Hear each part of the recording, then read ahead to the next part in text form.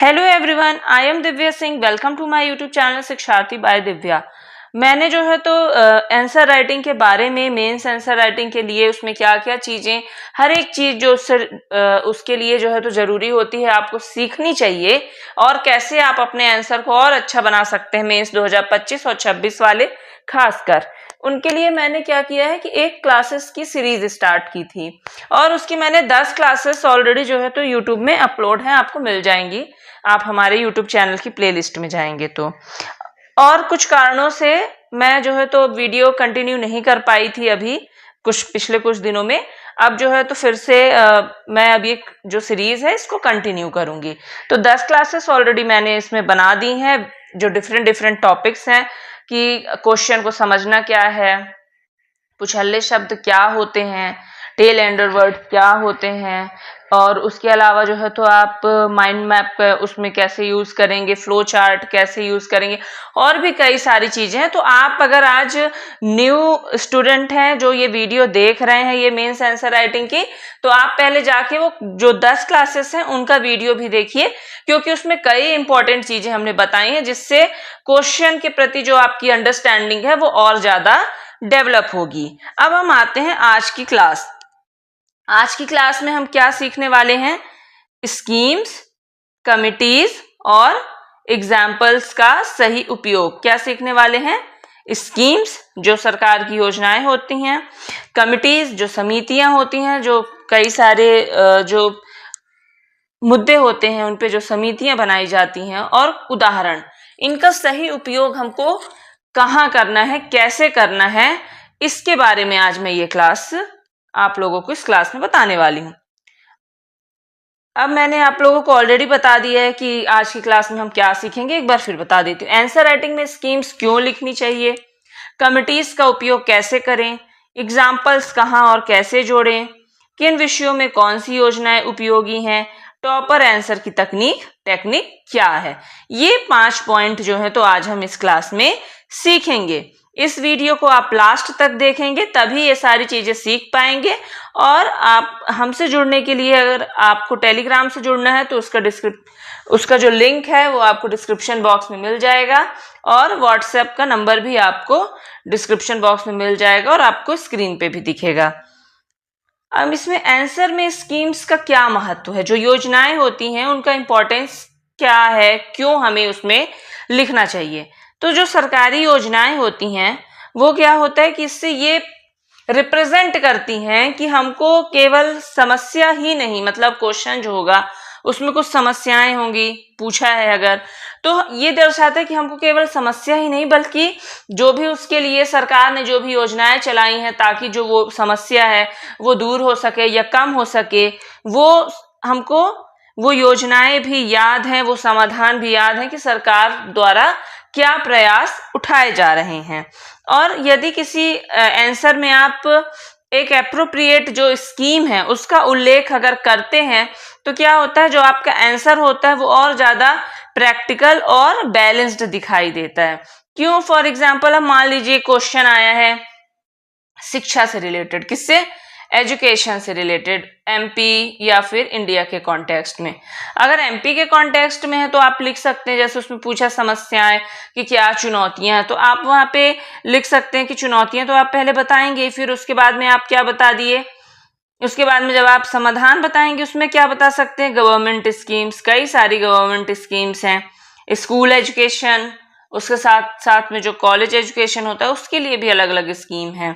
ये सारी कन्याओं के लिए अलग हो गया, कन्या साक्षरता प्रोत्साहन योजना हो गया, कई सारे जो है तो योजनाएं हो गए, गांव की बेटी योजना, ये कॉलेज वालों के लिए हो गया। इस तरीके से कई सारी स्कीम्स हैं जो एजुकेशन से रिलेटेड है। तो वहां पे अगर आप इसको लिख रहे हैं तो वो और ज्यादा क्या बनाएगा, आपकी कॉपी को और ज्यादा व्यवहारिक और संतुलित जो है तो आपकी कॉपी दिखेगी। उसमें आपका डीप नॉलेज समझ में आएगी, आपकी तैयारी समझ में आएगी कि आपने कितना पढ़ा है सारे एस्पेक्ट्स। अब किन प्रश्नों में योजनाएं आपको लिखनी है, स्कीम्स को लिखना है। अगर क्वेश्चन किससे किससे रिलेटेड है? शिक्षा, स्वास्थ्य, कृषि, महिला एवं बाल विकास, रोजगार, कौशल विकास, डिजिटल गवर्नेंस, पर्यावरण, ग्रामीण विकास, सामाजिक न्याय। अब इन सबके ऊपर जो है तो योजनाएं, इन सबसे रिलेटेड कई सारी योजनाएं, कई सारी स्कीम्स गवर्नमेंट द्वारा क्या की गई हैं, लागू की गई हैं। और आपको वो याद ही होंगी क्योंकि आपने प्री के लिए भी पढ़ा है, इसलिए ये योजनाएं आपको अच्छे तरीके से याद होंगी। तो अब आपको क्या करना है कि अब आपको बस जानना है कि ये योजनाएं जो आपने याद की हैं उसको कहाँ लिखना है, तो आपको ज्यादा नंबर मिलेंगे। तो ये सारे जो क्षेत्र हैं, इनसे संबंधित क्षेत्र में आप जो योजनाएं हैं उनको आप लिखेंगे तो आपका कॉपी और अच्छा दिखेगा और आपको क्या होंगे, ज्यादा से ज्यादा मार्क्स मिलेंगे। अब आ गया उदाहरण, एग्जाम्पल अब हम लिखते हैं तो जैसे फॉर एग्जाम्पल ये देखिए, भारत में कुपोषण की समस्या पर चर्चा कीजिए। अब इसमें आप क्या कर सकते हो, आंसर में आप लिख सकते हैं पोषण अभियान, सक्षम आंगनवाड़ी एवं पोषण 2.0, प्रधानमंत्री मातृ वंदना योजना। अब यहाँ पे कुपोषण की समस्या, तो ये नहीं है कि यही आंसर है, आंसर तो ये बिल्कुल नहीं है। आंसर क्या होगा, पहले समस्या आपको बतानी है, कुपोषण की समस्या, पर जब आप समस्या बताएंगे तो उसका समाधान भी बताएंगे। और जब आप समाधान बताएंगे तो गवर्नमेंट ने जब इतनी सारी स्कीम ऑलरेडी लॉन्च की हैं कुपोषण कम करने के लिए, तो आपको उनका भी उल्लेख करना है कि सरकार द्वारा क्या कदम उठाए जा रहे हैं, क्या प्रयास किए जा रहे हैं। तो ये सारे क्या है, ये आपको वहां पे लिखना है। और ये भी लिखना है कि ये योजनाएं कुपोषण कम करने में कैसे सहायक हैं।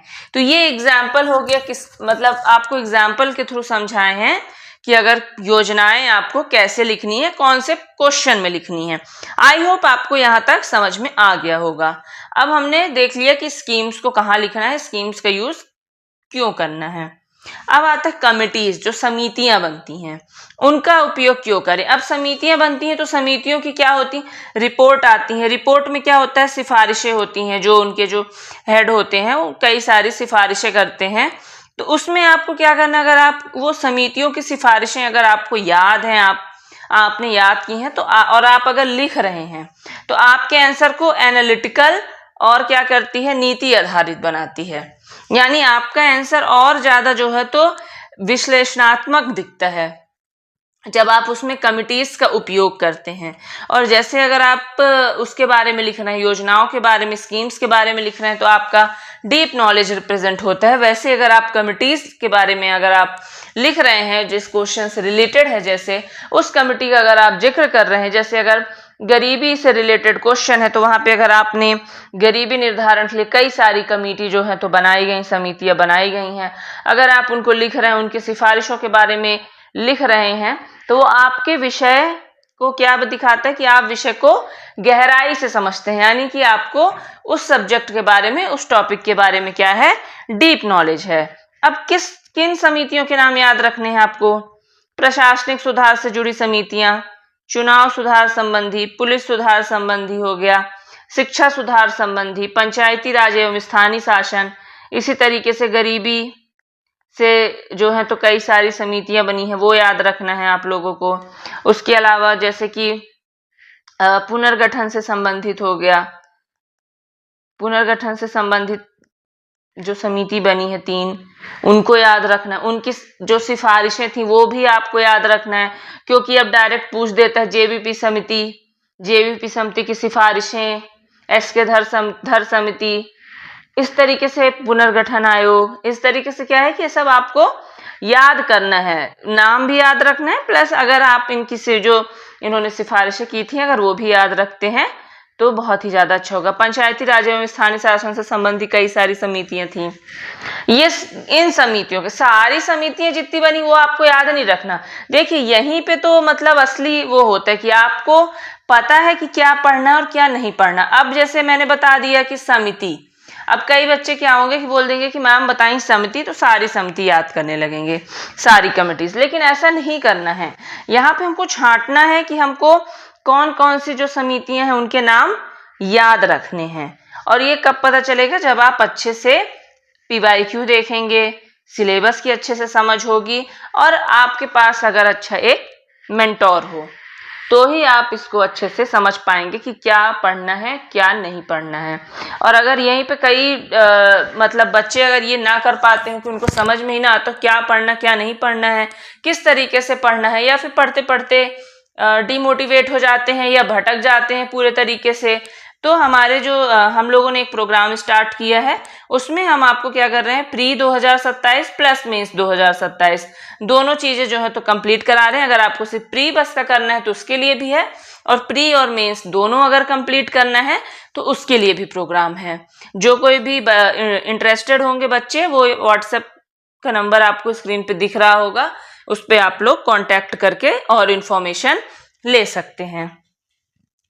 अब एग्जाम्पल्स की बात आती है, उदाहरण।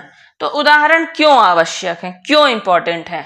अब मान लीजिए कोई चीज आप समझा रहे हैं और अगर आप उसके बारे में एक उदाहरण, जैसे मैं ही अब आप लोगों को स्कीम समझा रही थी कि स्कीम क्या होता है, स्कीम का उपयोग कहाँ करना चाहिए, लेकिन जब वहां पे मैंने एक एग्जाम्पल दे दिया तो आपका क्या हुआ कि कॉन्सेप्ट और क्लियर हो गया, आपको और अच्छी तरीके से समझ में आ गया कि नहीं यहाँ पे जो है तो एग्जाम्पल का यूज करना है। तो वो क्या होता है कि एग्जाम्पल हमारा जो आंसर होता है उसको और ज्यादा जीवंत यानी लाइवली और व्यवहारिक बनाते हैं। और इससे क्या होता है कि जो एग्जामिनर होता है उसको ये समझ में आता है, उसको ये क्लियरली मतलब दिखता है कि आप मतलब जो स्टूडेंट्स हैं वो केवल सिद्धांत मतलब केवल आप रटे नहीं हैं, बल्कि आपने उसके वास्तविक जो उसका यूज है या अनुप्रयोग है आपने उसको भी समझा है। इससे भी आपके डीप नॉलेज का पता चलता है। अब उदाहरण कहाँ से लें? जैसे मध्य प्रदेश की सफल पहल, जैसे नारी सशक्तिकरण में सबसे सफल जो पहल है वो अभी क्या है, लाडली बहन योजना है वो योजना, लेकिन मध्य प्रदेश की सफल पहल हो गई नारी सशक्तिकरण में। भारत के अन्य राज्यों के मॉडल, सरकारी अभियान, न्यायालय के महत्वपूर्ण निर्णय, कई सारे निर्णय हैं उनके बारे में, प्रशासनिक नवाचार अगर कोई हुआ है, स्थानीय सफलता की कहानियां, ये सब आप उदाहरण ले सकते हैं। इन इन जगह से आपको एग्जाम्पल्स लेना है। अब आपने एग्जाम्पल जैसे यहां से ले लिया, उसको आपको आंसर में कहाँ जोड़ना है?